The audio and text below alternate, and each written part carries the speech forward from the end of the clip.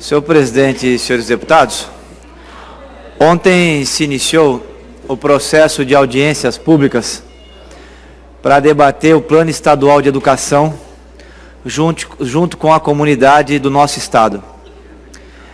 E a primeira reunião calhou de ser na cidade de Sorocaba, cidade da qual fui vereador por 6 anos. E como é importante, senhor presidente, eu queria aqui fazer esse registro, a importância de temas fundamentais para o desenvolvimento do nosso estado serem levados a debate com a nossa comunidade. Ontem foi em Sorocaba, a Câmara Municipal de Sorocaba estava repleta.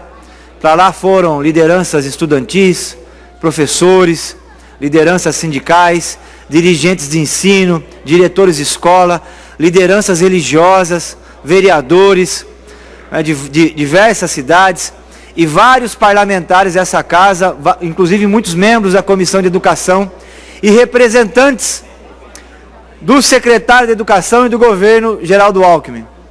E ficamos ali uma manhã inteira, início de tarde, debatendo a educação de São Paulo.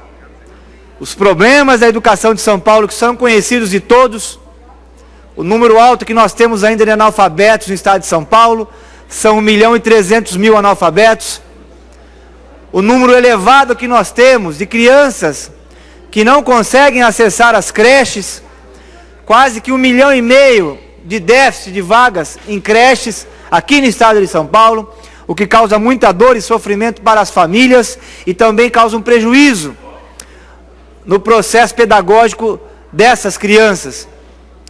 A baixa qualidade do ensino fundamental e do ensino médio, a grande evasão do ensino médio e o processo de privatização do ensino superior. Uma manhã inteira debatendo o que, na minha opinião, é o projeto mais importante que está em trâmite nessa Casa de Leis, que é o planejamento para a educação do nosso estado, para os próximos 10 anos, para que a educação em São Paulo deixe de ser uma política de governo. Entra um secretário, em 95 tinha lá Rose Neubauer, então vamos colocar uma escola para cada ciclo educacional. Aí entra outro secretário e muda a política, e agora volta novamente o processo de uma escola para cada ciclo, no processo pedagógico, uma escola da 1ª à 4ª série, uma escola da 5ª à 8ª, uma escola para o ensino médio. E o governo, mais uma vez, quer fechar escolas. Então, cada secretário que entra, apesar de nós termos aí o PSDB já há 32 anos à frente do governo de São Paulo, mas cada secretário que entra quer colocar a sua política, a sua proposta, quer deixar a sua marca na educação de São Paulo. Isso tem causado uma descontinuidade das políticas educacionais, o que tem prejudicado e muito a educação em São Paulo. Essa última medida do atual secretário, que trabalhou na Unesp, conhece muito de avião, mas não conhece nada de pedagogia, senhor Herman, quer agora fechar escolas em São Paulo, mostra como é urgente para a comunidade do estado de São Paulo que nós tenhamos uma política de estado para a educação, para 10 anos, onde o centro dessa política seja a valorização dos professores. Hoje o professor PEB 1 do ensino fundamental ganha R$10 por hora a aula, não paga nem o transporte para fazer o deslocamento até a escola. Isso precisa mudar. E para mudar, para ter uma educação de verdade em São Paulo, nós vamos precisar de muitos investimentos. É preciso se repactuar o financiamento da educação em São Paulo.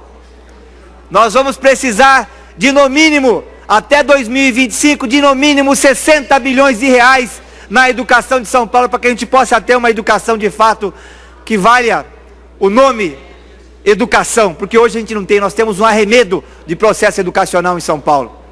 Então, senhor presidente, essa discussão necessária, discussão urgente.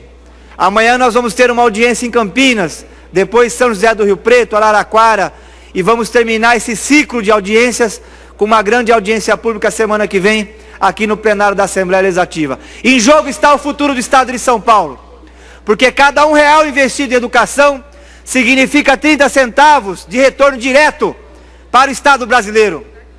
É aumento da produtividade, é diminuição de gasto com o FEBEM, com a atual Fundação Casa, é diminuição de gastos com presídios, é diminuição da criminalidade, da violência.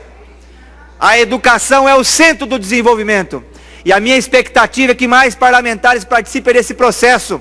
E que todas as demandas, eu queria concluir com isso, senhor presidente, todas as demandas que a comunidade, pais e alunos que estavam lá nessa reunião em Sorocaba, uma importante reunião, espero que em Campinas aconteça o mesmo na Câmara Municipal.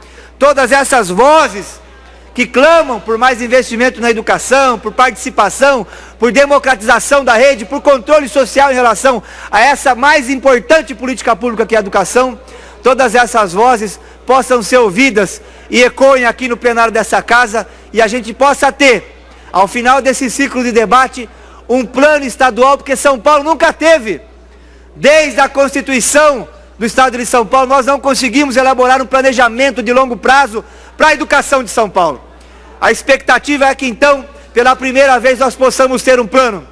Mas esse plano, para que ele seja digno do seu nome, precisa ter essas vozes que estão sendo levadas nas audiências, precisam fazer eco aqui nesse plenário dessa casa, para que esse plano possa ser aprovado e seja um plano de fato da sociedade de São Paulo, não um plano do secretário de Educação, nem do atual governador. Muito obrigado, senhor presidente, pela tolerância em relação ao tempo.